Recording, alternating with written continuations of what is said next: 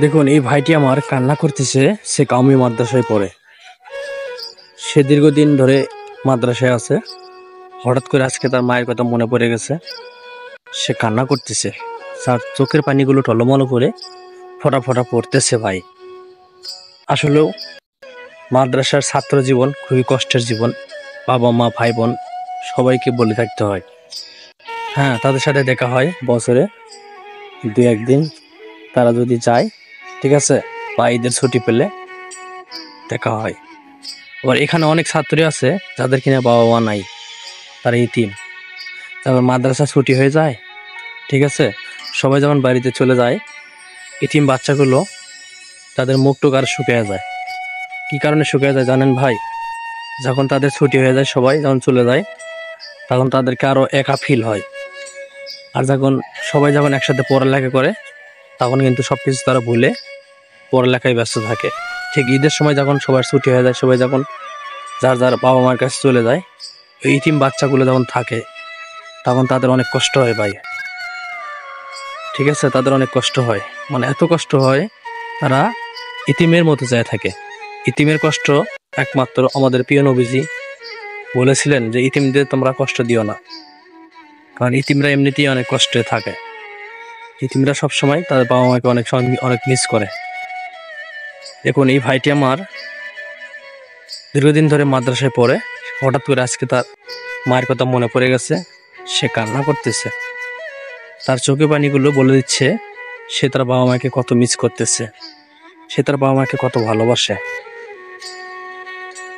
যারা যারা এই ইতিমদেরকে কষ্ট দেন, তাদেরকে বলবো ভাই, দেখুন এই ভাইটার মা বেঁচে আছে, তারপরও সে কান্না করতেছে, কারণ দীর্ঘদিন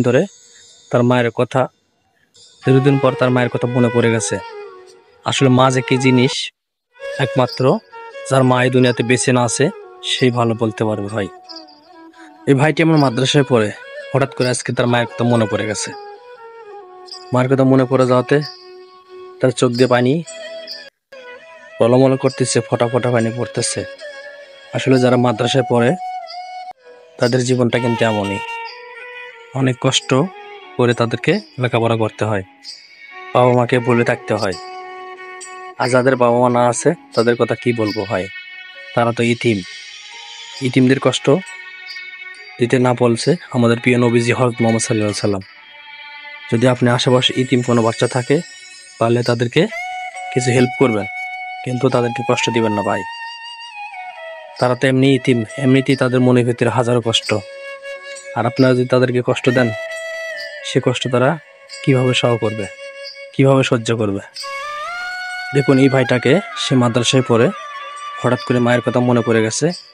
সে কান্না করতেছে এবং চোখ দিয়ে পানি টলমল করতেছে এবং ফোঁটা ফোঁটা পানি পড়তেছে ভাই। তার চোখের পানি বলে দিচ্ছে সে তার মাকে কতটা মিস করতেছে।